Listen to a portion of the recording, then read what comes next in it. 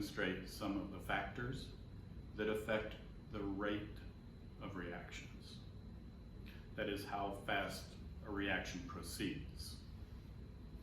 Now, you may be aware that in order for two substances to react, the molecules or atoms of the substances, the particles, have to be able to collide, and collide in the correct orientation with enough energy to be able to proceed through and produce some product.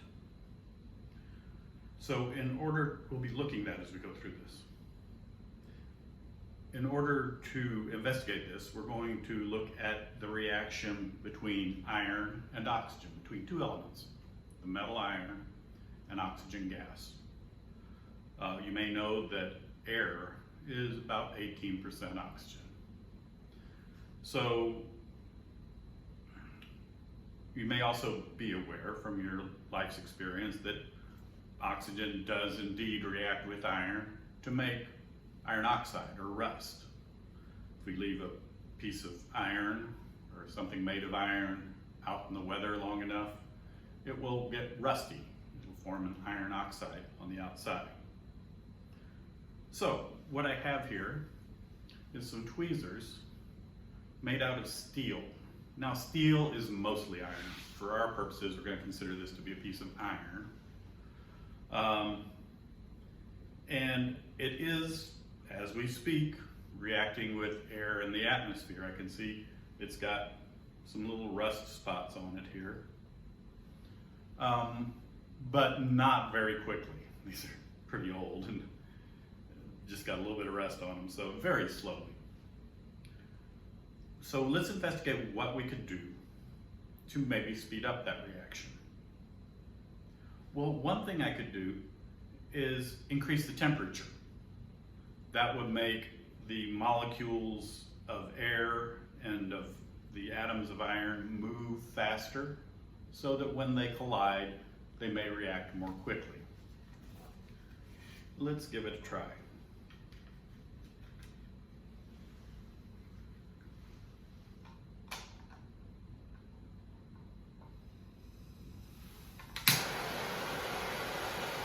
I'll heat up these tweezers.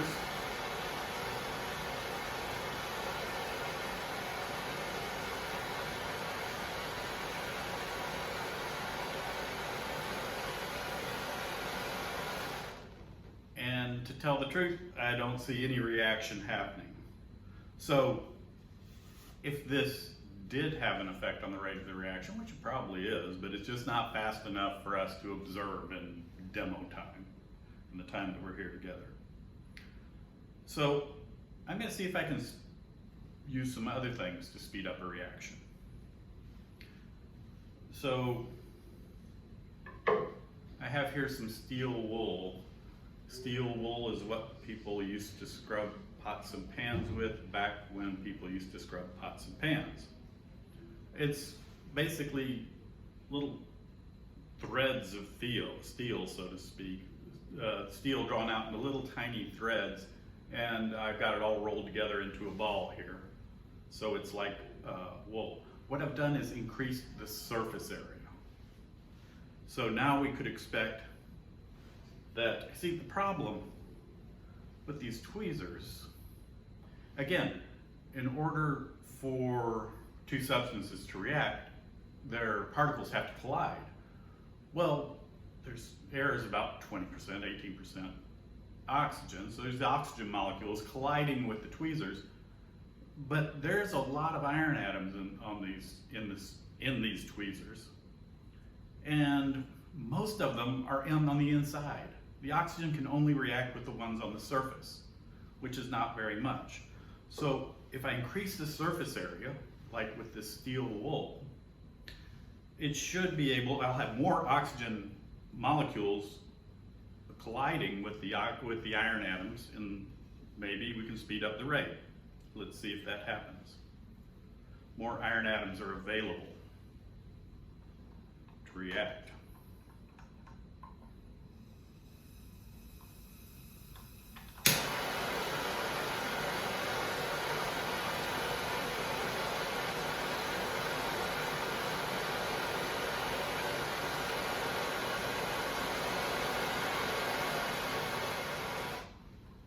I do get a little bit of sparking.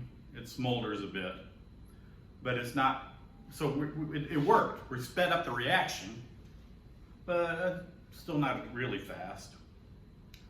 Probably about done all I can with the iron. I've exposed the iron as much as possible. What can I do with the oxygen? Well, air is, as I said, 18%, call it 20% oxygen. If we call it 20%, that's 1/5. The rest of it's mostly nitrogen, which doesn't react with iron at this temperature. So, of all the collisions that are happening between molecules in the air and iron, 4 out of 5 of them aren't going anywhere. Not going to happen because they're with nitrogen. Only 1 in 5 is with oxygen. So, what if every collision was with an oxygen molecule? For that, I'd need pure oxygen, and inside this flask, I've filled it with pure oxygen. So let's see what happens if we do this reaction in pure oxygen. Again, I'm going to increase the temperature. Makes these iron atoms move faster.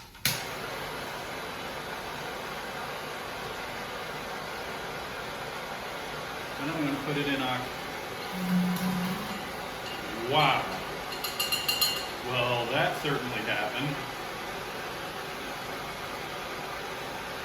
We had a fairly violent reaction. It burned immediately and quickly. To tell the truth, that's the best it's ever gone for me. Well, that was exciting.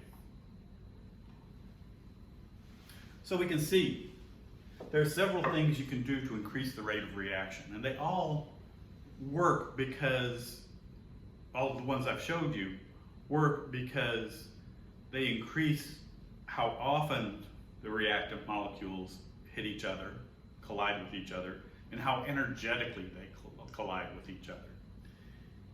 Heating them up, they move faster, they collide more energetically and more often. Increasing the surface area made more iron atoms available to react, so increased the rate of collision with the iron atoms. Increasing the concentration of oxygen, again, increased the rate of collision between the oxygen molecules and the iron atoms. All of those factors were increasing the rate of reaction.